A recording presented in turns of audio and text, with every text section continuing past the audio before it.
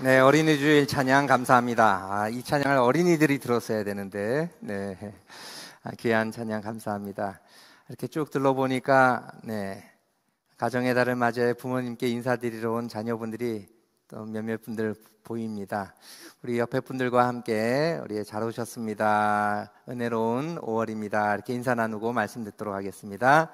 참 잘 오셨습니다. 네, 은혜로운 5월입니다. 네. 5월 25일은 별빛 나눔 전도잔치, 우리가 전도 행사가 진행이 됩니다. 열심히들 개인적으로 또 인스타 분들에게 다가서고 또 소그룹별로도 5분씩 정해서 함께 기도하고 또 구원의 은혜를 나누고자 합니다. 교회는 전도하는 교회가 되어야 합니다. 복음 전파와 하나님 나라의 확장이 우리 모두의 사명입니다. 제가 어렸을 적에는 교회들이 전도하면서 곳곳에 이렇게 성경 구절을 적어놓고 또 전도를 하기도 했습니다. 제가 어렸을 때 기억은 마을버스가 있었는데 마을버스 그 머리 놓는 그 뒤편에 이제 딱 껴가지고 성경 구절 하나가 적혀 있고 교회 이름이 적혀 있었어요. 아직도 기억하는데요. 사도행전 16장 31절 주 예수를 믿으라 그리하면 너와 내 집이 구원을 얻으리라 라는 말씀이 아직도 인상 깊게 남습니다. 사도 바울이 처음으로 유럽 땅에 들어가서 전도한 곳이 빌립보입니다. 빌립보는 또 로마 시대 때 로마의 퇴역 군인들이 이주해서 살던 그러한 아주 번성한 도시였습니다. 그곳에서 전도하다가 옥에 갇힙니다. 옥에 갇혔지만 그러나 옆에 있던 신라와 함께 찬송을 합니다. 한밤중에 크게 찬송을 하는데 죄수들이 듣습니다. 그 찬양이 은혜가 됐던 것 같아요. 그 찬양이 울려나는 가운데 옥문이 갑자기 활짝 열립니다. 순간 아마 진동 소리가 있었겠죠. 간수가 잠에서 깨어 그 장면을 보더니 두려운 나머지 내가 이거 책임 못 지는데 싶어서 자결하려고 합니다. 그때 바울과 실라가 우리 도망가지 않았소 하고 말립니다. 이 장면 속에서 이 간수의 마음이 뭉클해져서 또 데리고 가서 밖에 나와가지고 잘 대접하는데 묻습니다. 내가 어떻게 하여야 구원을 받습니까?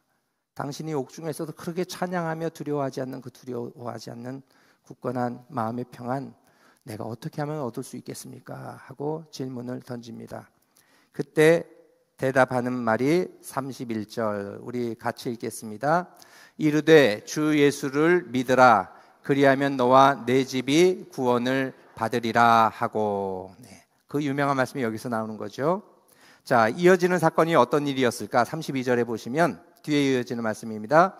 주의 말씀을 그 사람과 그 집에 있는 모든 사람에게 전하니라.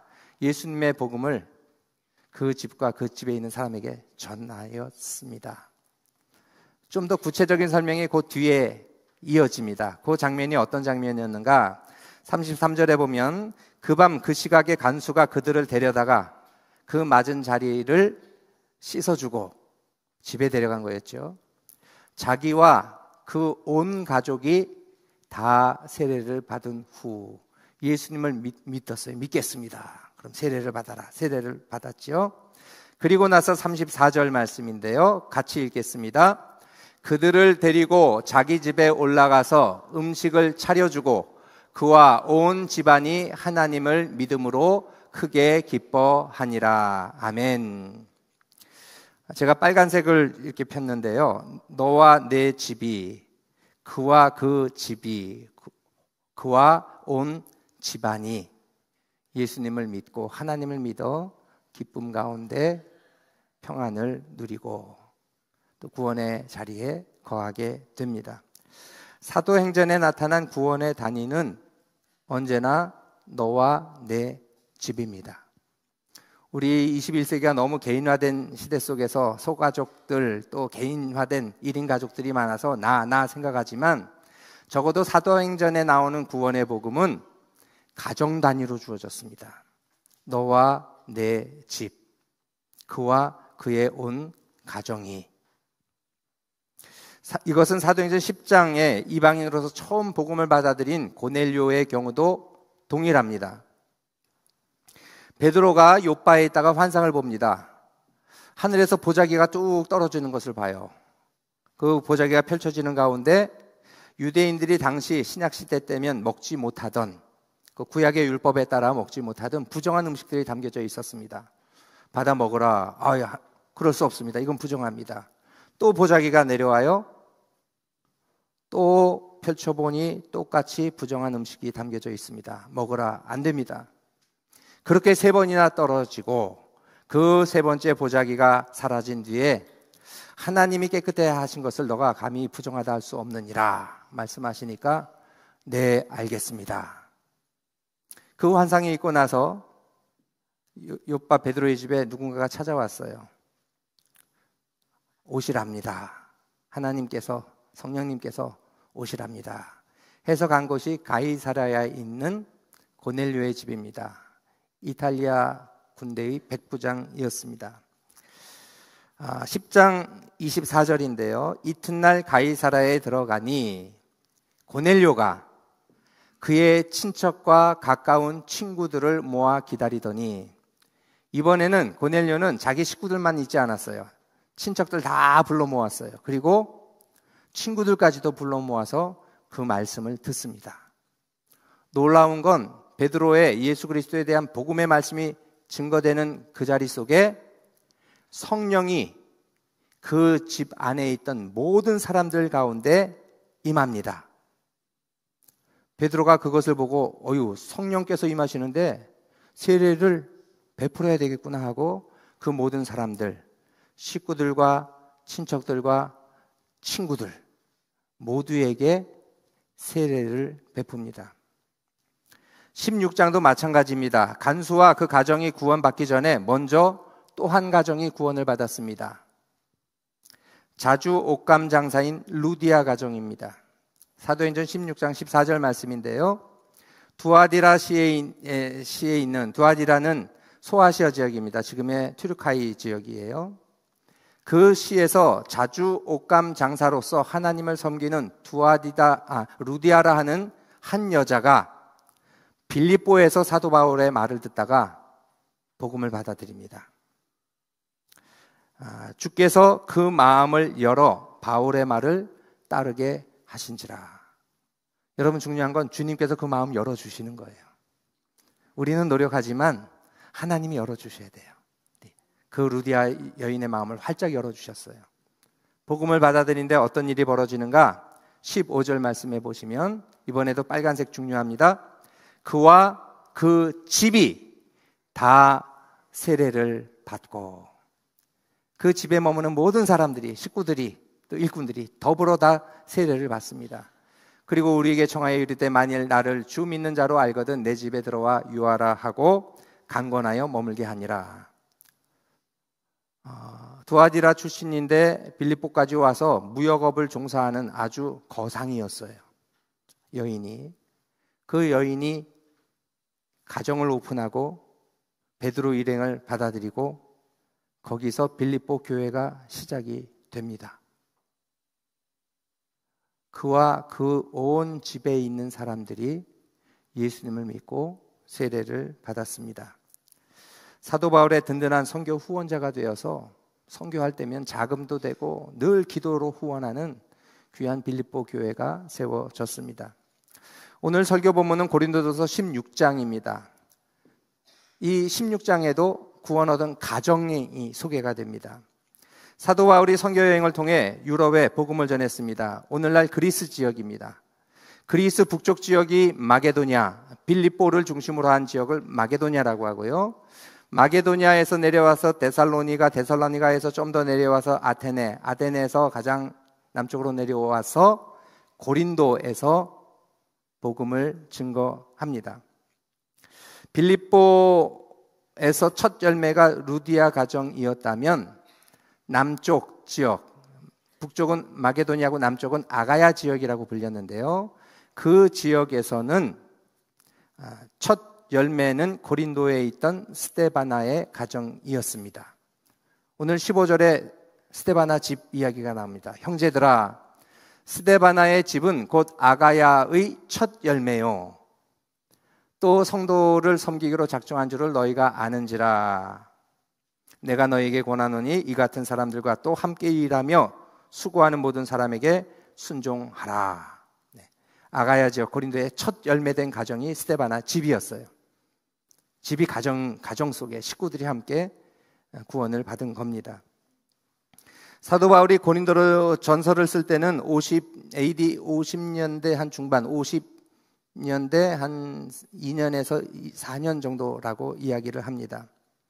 에베소에 머무는 동안 일단 복음을 전하고 다시 돌아가는 길에 에베소에 머물면서 또 한참을 머물렀습니다. 그런데 자신이 세웠던 고린도 교회 소식이 들려지는 거예요. 이런저런 은혜도 있지만 놀라운 은사들도 임하지만 여러 가지 문제가 있습니다 하고 그 소식을 접했을 때 사도 바울이 고린도 전서를 씁니다. 16장까지 이어지는 많은 글을 적어요. 그리고 그 소식을 전해온 사람에게 다시금 그 편지를 쥐어들고 보냅니다. 그 사람이 누구예요? 스데바나예요. 스데바나와 함께 더불어 일하는 두 사람의 동력자들이 있었는데요. 17절 말씀입니다. 내가 스데바나와 브드나도와 아가이고가 온 것을 기뻐하노니, 와서 이제 고린도 교회 소식을 들려주는 거죠. 그들이 너희 부족한 것을 채웠습니다. 그런데 그들이 누구예요? 부족한 것들을 채워주는 사람이래요. 고린도는 유럽의 마게도니아 남쪽, 그리스 남쪽 지역이라면 지금 편지를 쓰고 있는 곳은 에베소예요. 소아시아 지역입니다. 터키 지역이에요. 이 스데바나는 대륙을 넘나들면서 아마 무역이나 뭔가를 했던 것 같아요. 그러면서 그 길에 바울을 찾아서 고린도 교회 소식을 전하고 또 사도 바울이 쓴 편지를 가지고 돌아가서 고린도 교인들에게 우리 이렇게 해야 합니다 하고 지침을 알려주었습니다.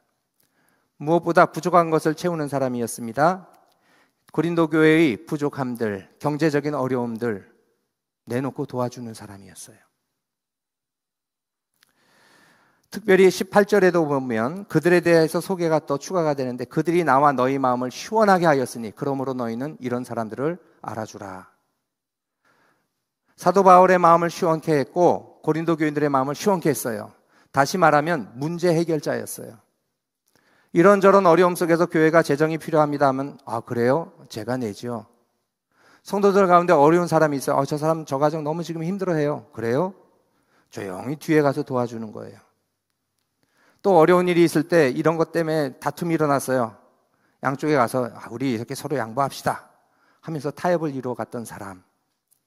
그러니 교회와 사도 바울의 마음을 시원케 한 사람이었어요.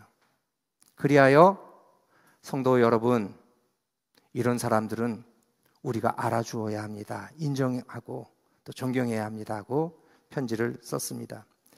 고린도 교인들에게 안부를 전하며 또 한 가정의 안부가 나누어집니다. 스데바나의 가정만이 아니었습니다. 19절 보시면 사도 바울의 평생 동력자인 한 가정이 또 소개가 돼요. 아시아 교회들이 너희에게 문안하고 아굴라와 브리스가와 그 집에 있는 교회가 주 안에서 너희에게 간절히 문안하고. 사실 여러분, 아굴라와 브리스가 부부는 로마에 살았습니다. 그런데 AD 49년에 클라우디우스 황제가 유대인들 다 나가라 하고 로마에서 추방령을 공포합니다. 그래서 이 부부는 바다를 건너 고린도에 갔어요. 사도행전 18장에 보면 사도 바울이 고린도에서 이 부부를 만납니다. 앞서 말한 대로 빌립보에서 복음을 전하고 데살로니가에서 복음을 전하고 아테네에서 복음을 전하는데, 아테네에서 복음 전하는 건 실패해요. 몇 사람만 친하여 믿고 영 성공을 못합니다. 한번 큰 좌절을 맛보면 어떤 마음이 들까요? 사도 바울도 일중심적인 사람인데 일에 성과가 나지 않았어요. 조금 슬럼프에 빠집니다. 슬럼프에 빠졌을 때 간 곳이 고린도였어요. 가서 열정적으로 복음을 전하지 않습니다. 그냥 안식일에만 유대인들이 머무는 회당에 가서 예수님에게 조금 할 뿐이었어요. 그런데 그 고린도에 머무는 장소가 아글라와 브리스가 부부집에 머물면서 천막을 같이 만듭니다. 그리고 그 힘든 슬럼프의 시간을 견딥니다. 마침 하나님께서 디모데와 실라를 보내주셔서 젊은 일꾼들을 보내주셔서 사도 바울과 함께 더욱더 열심히 복음의 역사를 이루게 합니다. 그랬을 때 고린도 교회가 막 부흥하고 흥왕하였습니다. 바로 그 가정이 이 브리스가와 아굴라 가정이었습니다. 그런데 고린도 전서를 사도 바울이 에베소에서 쓰는데 고린도 교회에게 이 가정의 안부를 전합니다. 이 상황은 또 바뀌었어요. 이 부부는 고린도에 있지 않습니다. 어디 갔는가 하면 사도 바울이 있는 에베소로 갔어요. 이거 뭐죠? 같이 풀타임으로 같이 동역하는 거예요. 사도 바울이 에베소에 있으니까 이 부부가 짐을 싸가지고 실제로 가가지고 사역하는 거예요. 같이. 여러분, 이런 가정이 있어요. 사실 저희 돌아가신 아버지도 철암에 있다가 춘천에 갔는데 춘천에 갈 때 철암에 교인 2가정이 따라왔어요. 하나는 청년이었고 한 가정도 따라왔어요. 목사님 가시는 곳에 가겠습니다 해가지고 완전히 삶의 터전을 옮기는 경우도 예전엔 있었던 것 같아요. 네. 지금 바로 그런 상황이죠. 에베소에 가가지고 같이 사도 바울과 동역하는 가정이에요. 그런데 오늘 본문에 보면 19절에 다시 보면 아시아의 교회들이 너에게 문안하고 고린도 교회에 문안하고 에베소에 있는 사도 바울이 쓴 거예요. 그리고 아굴라와 브리스가와 그 집에 있는 교회가 주 안에서 너에게 간절히 문안합니다. 아굴라와 브리스가와 그 집에 있는 교회, 그 가정이 교회가 된 거예요. 귀한 일입니다. 초대교회의 대부분은 이처럼 가정에서 시작되었습니다. 사도 바울이 골로새 교회에게 편지하는데 집에 있는 교회라는 표현이 신약성경에 4번 등장합니다. 집에 있는 교회. 지금 브리스가와 아굴라, 에베소에 있는 그 집에 있는 교회 하나였다면 두 번째 골로새서 4장 15절에도 나오는데요. 라우디게아에 있는 형제들과 눈바와 그 여자의 집에 있는 교회에 문안하고, 네. 골로새에도 눈바와 그 여자의 집에 교회가 있었대요. 네. 가정교회죠. 사도 바울이 빌레몬에게 편지하는데 빌레몬서 1장 2절에도 또 나옵니다. 3번째로 등장해요. 자매 아비아와 우리와 함께 병사된 아키포와 그리고 빌레몬 내 집에 있는 교회에 문안하노니. 빌레몬도 집이 교회였어요. 사람들이 모이는 예배의 장소였고 은혜가 나누어지는 자리였습니다. 마지막 4번째 로마서에 등장합니다. 로마서 16장 3절에 등장합니다. 너희는 그리스도 예수 안에서 나의 동력자인 브리스가와 아굴라에게 문안하라. 그런데 또 브리스가와 아굴라가 등장합니다. 너희 로마에 있는 교회들에게 편지하는데 이번에는 사도 바울이 고린도로 넘어왔어요. 고린도에서 로마에 있는 교회들에게 편지하는데 여러분 로마에 보면 브리스길라와 아굴라가 있습니다. 그들에게 문안하십시오 하고 편지하는 거예요. 에베소에서 열심히 사역하다가 2년 뒤에 다시 로마로 돌아갔어요. 사도 바울이 또 출발하니까 이 두 가정은 그럼 우리가 어디 가서 복음을 전할까요? 했을 때 사도 바울의 궁극적인 목적지는 세계의 중심이라 할 수 있는 로마였죠. 원래 로마에 살던 사람이에요. 다시 에베소 삶을 정리하고 로마로 간 거예요. 로마로 가서 교회를 세운 거죠. 그렇기 때문에 로마는 근데 교회가 5군데가 있었습니다. 이 당시에 보면 가정교회들이 한 5개가 있었어요. 자, 4절입니다. 그들은 내 목숨을 위하여 자기들의 목까지도 내어놓았나니 나뿐 아니라 이방인의 모든 교회도 그들에게 감사하느니라. 브리스가와 아굴라 부부는 이처럼 대단한 가정이었어요. 초대교회 사도 바울 그리고 사도 바울과 필적할 만한 영향력을 가지고 교회들을 섬기고 세웠던 그러한 귀한 가정입니다. 그런데 5절에 보면 또 저희 집에 있는 교회에도 문안하라. 로마에 가서도 또 어떻게 한 거예요? 자신의 가정이 교회가 된 거예요. 그 가정, 그 집에 있는 교회에도 문안하라 하고 로마 교인들에게 편지를 써 보냈습니다. 브리스길라와 아굴라 부부, 처음에는 고린도에서, 그 다음 에베소에서, 그 다음에는 로마로까지 가서 자신의 가정을 내놓고 교회를 세워갔습니다. 로마서에 보면 이외에도 10절에 아리스토블로의 권속, 가정을 뜻하지요. 11절 나기스의 가족들 언급이 되면서 가정교회들이 언급이 됩니다. 여러분, 초대교회와 오늘날의 교회 구조는 여러 가지로 차이가 납니다. 우린 가정교회 할 필요는 없지요. 교회라는 공동체가 있기 때문에. 네. 그런데 여러분, 건물은 교회가 있지만 초대교회 상황을 보면서 우리의 가정들이 교회가 되어야 해요. 집에 있는 교회가 우리의 신앙의 근본적인 역할을 하는 장소가 되어야 합니다. 첫 번째, 제가 좀 정리해 봤습니다. 그래서 사도행전의 구원에 다니는 첫째, 너와 내 집이었어요. 식구들입니다. 두 번째, 가정이 교회의 역할을 하였습니다. 성도들이 모이는 장소, 은혜가 나누어지는 장소였습니다. 가정이. 셋째, 사도 바울의 선교 사역을 가정교회들이 후원하였습니다. 빌립보 교회 생각하시면 돼요. 네. 사도 바울이 가는 곳에 후원하고 기도하고 선교에 동참했습니다. 넷째, 브리스가와 아굴라 부부처럼 직접 자신들이 대륙을 넘나들며 교회를 세우는 귀한 일꾼으로 헌신한 사람들. 우리는 과연 어떠할까? 우리의 가정이 교회로서의 하나님을 경외하는 식구들로 가득 채워져 있는가? 작은 교회로서 선교에 동참하고 또 때로는 우리가 발걸음을 옮겨 우리가 거하는 자리에서 주님의 교회를 온전히 세워가고 있는가 돌아보아야 하겠습니다. 여러분 가운데 식구들이 아직 믿지 않는 분들이 계십니까? 하나님의 약속을 붙잡아야 돼요. 어떤 말씀? 주 예수를 믿으라. 그리하면 너와 내 집이 구원을 얻으리라.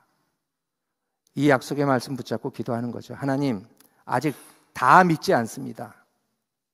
주님이 이 약속대로 적어도 사도행전 초대교회 역사 속에서는 구원의 첫 단위가 너와 내 집이었다면 주님, 나와 내 집을, 사랑하는 식구들을 보호하시고 구원의 은혜 속에 참 하늘나라의 기쁨 속에 우리를 참여시켜 주옵소서. 이 귀한 은혜가 여러분 우리 거성교회 모든 성도님들 가정 속에 그대로 이루어지기를 주님의 이름으로 축원합니다. 여러분 자녀들 가운데 어렸을 적에는 교회 열심히 나왔지만 커서는 예배의 자리를 떠난 자녀들이 있습니까? 그렇다면 기억하셔야 돼요. 너와 내 집이 구원을 받으리라. 그리고 여러분 5월달 우리 교회 달력을 보시면 저 그림이 있죠. 저 그림 밑에 이사야 44장 3절 4절 말씀이 있습니다.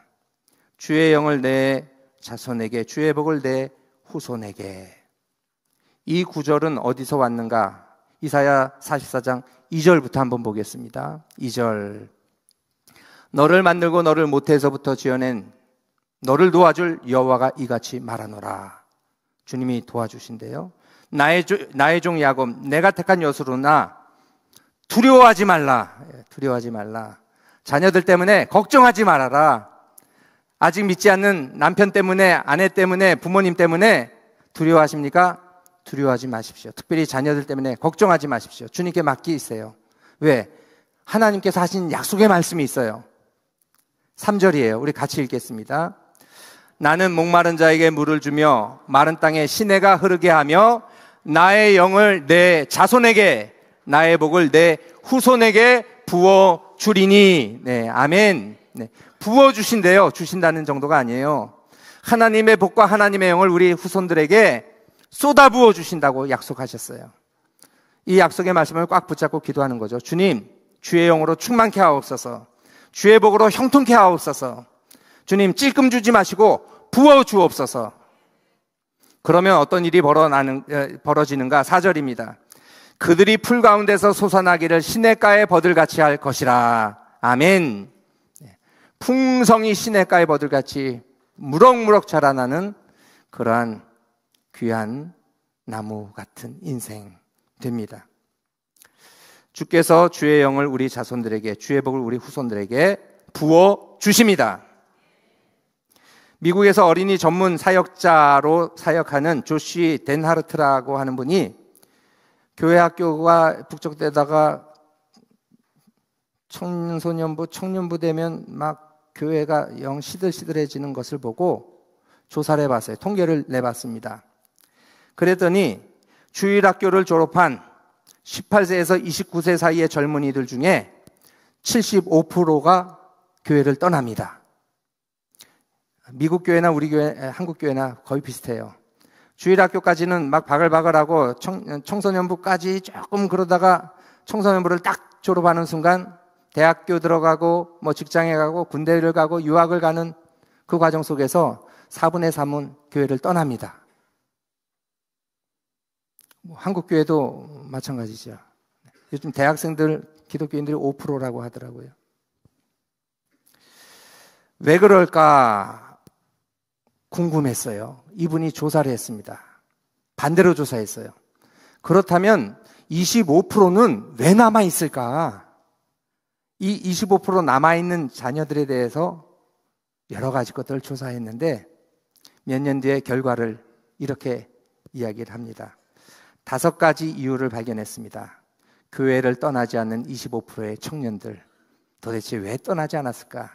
떠나는 건 어찌 보면 당연하잖아요. 부모님 품도 떠나고 이제 자유롭게 내가 살 수 있으니까 굳이 교회 가야 돼? 라고 생각하는데 25%는 남아있었어요. 첫 번째, 그들은 일주일에 5번 이상 가족과 함께 저녁 식사를 했다. 가족과 식구들과 부모님과 저녁 식사를 일주일에 한 5번은 했대요. 두 번째, 그들은 가족과 함께 교회에서 봉사를 한다. 교회에서 봉사라는 거예요. 여러 가지 봉사회장이 있으면 이제 고등학교 졸업하자마자 그래도 찬양대로 봉사한다든지 교사로 봉사하든지 봉사한다는 거죠. 세 번째, 적어도 일주일에 한 번은 가정에서 가정예배와 같은 영적 체험을 한다. 네 번째, 아주 어린 나이에 초등학교 입학 전 때부터 주일학교와 연결되어 교회 안에서 자라났다. 중고등학교 때 온 아이들은 떠날 수 있어요. 국민학교 때도 떠날 수 있는데 적어도 유치원 때부터 자란 아이들은 이미 몸에 배어서 그게 당연한 자기의 세계관이 됩니다. 마지막 5번째, 부모 이외에 최소한 1명 이상의 믿음의 어른들과 연결되어 있다. 다시 말해서 대모가 교회 안에 한 사람 이상 있는 거예요. 여러분, 이제라도 늦지 않습니다. 제가 이 5가지를 좀 쉽게 우리 수준에 맞게 정리해서 다시 알려드릴게요. 식구들이 가능한 식사 자리를 많이 가져야 합니다. 꼭 5번은 못 하더라도. 요즘 뭐 아이들 뭐 학원 가고 학교에서 늦게 오고 또 직장에서 늦게 오기 때문에 쉽지 않잖아요. 그래도 최소한 함께하는 식사의 자리를 가능한 한 많이 만드십시오. 그리고 일주일에 한 번 예배 드리기 힘들다면 여러분 그 식사 자리에서 대표 기도를 꼭 하십시오. 오늘은 아빠가, 내일은 엄마가, 때로는 야, 너 아들, 나 딸아, 너가 기도해라. 신앙적인 언어가 서로 소통될 수 있게 식사 자리에서 기도라도 같이 하십시오. 자녀들은 부모를 닮게 마련입니다. 기도의 내용도 결국은 부모님께 배웁니다. 기도의 언어도 부모님께 배워요. 어제 온 가족 아침 잔치에서 새벽 기도 때 우리 청소년부의 형균이라고 이제 기도를 했어요. 기도를 너무 잘했어요. 근데 엄마 아빠가 써준 것 같아. 왜냐하면 그 기도 문구가, 기도 스타일이 너무 비슷해요. 그런데 아니었대요. 어제 새벽 기도문 여러분 유튜브 들어가서 한번 보세요. 고등학교짜리가 쓴 거예요. 너무 잘 썼어요. 엄마 아빠한테 배운 게 있는 거죠.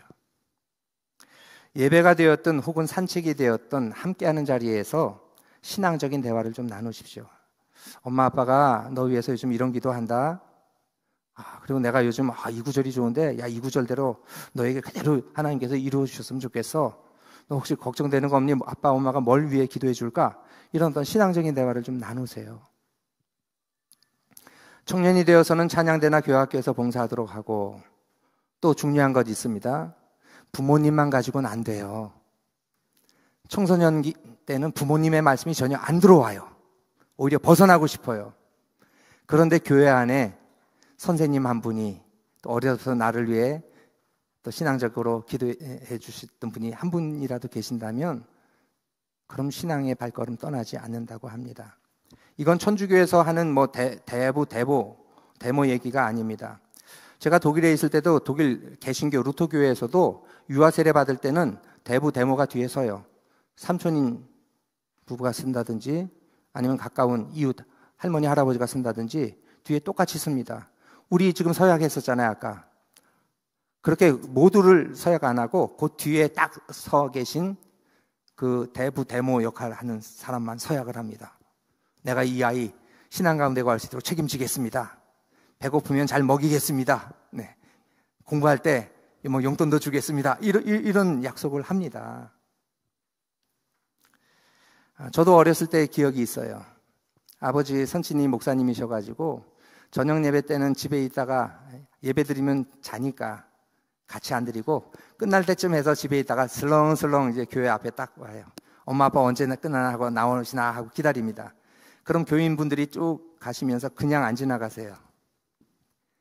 50원, 100원 이렇게 딱 주고 엄마 아빠 기다리는구나 하면서 딱 쥐어주세요. 수입이 짭짤했습니다. 네. 여러분 그게 얼마나 큰 기분이 좋은지요. 네. 많이 안 주셔도 돼요. 여러분 교회 학교에 아이들 있다면 네. 1,000원, 5,000원, 10,000원이어도 충분해요. 집에 있는 거 딱 던져주면서 이야 기특하다, 교회 잘 나오는구나 격려해 주세요. 그럴 때 신앙 가운데 은혜 가운데 거합니다. 아프리카 속담에는 한 아이가 성인이 되려면 온 마을의 도움이 필요하다고 합니다. 우리가 서로 관심을 갖고 우리 교회 학교 아이들 격려해주고 기도해줄 때 저들이 교회를 떠나지 않고 신앙 가운데 온전히 거하는 믿음의 사람으로 잘 자라갈 것입니다. 오늘 설교 제목은 집에 있는 교회입니다. 먼저 온전한 가정교회를 이루어 가십시오. 집에서 찬양 소리 울려나게 하시고 말씀 속에 대화 속에 말씀이 담겨지게 하십시오. 교회 학교는 일주일에 1시간, 많아야 2시간입니다. 교회 학교 선생님께 맡기지 마시고 교육자에게 맡기지 마시고 그래도 부모님이, 그래서 가장 많이 얼굴 대하는 부모님이 자녀를 위해 기도하시고 또 신앙의 교훈을 또 남겨주시고 본이 되어 주십시오. 늘 분분한 든든한 기도의 부모님이 되시기를 축원합니다. 두 말씀 읽고 말씀을 마치겠습니다. 우리 함께 읽겠습니다. 주 예수를 믿으라. 그리하면 너와 내 집이 구원을 받으리라. 아멘. 다른 또 한 말씀. 나의 영을 내 자손에게, 나의 복을 내 후손에게 부어 주리라. 아멘. 기도하겠습니다. 하나님 아버지, 초대교회는 가정교회였습니다. 사도행전에서 주어진 복음이 증거될 때 구원의 단위는 너와 내 집이었습니다. 식구들이었습니다. 하나님 아버지께서 이 구원의 기쁨을 우리 가정들 속에 허락하여 주옵소서. 믿지 않는 부모님들, 세상 속에 있는 자녀들, 예전에 교회 다녔다고 하지만 75%의 청년이 되어서 교회를 등진 이들, 주님 돌이켜 주옵소서. 주님께서 약속하셨습니다. 나의 영을 내 자손에게, 나의 복을 내 후손에게 부어 주리라. 말씀대로 이루어 주옵소서. 예수님의 이름으로 기도드립니다. 아멘.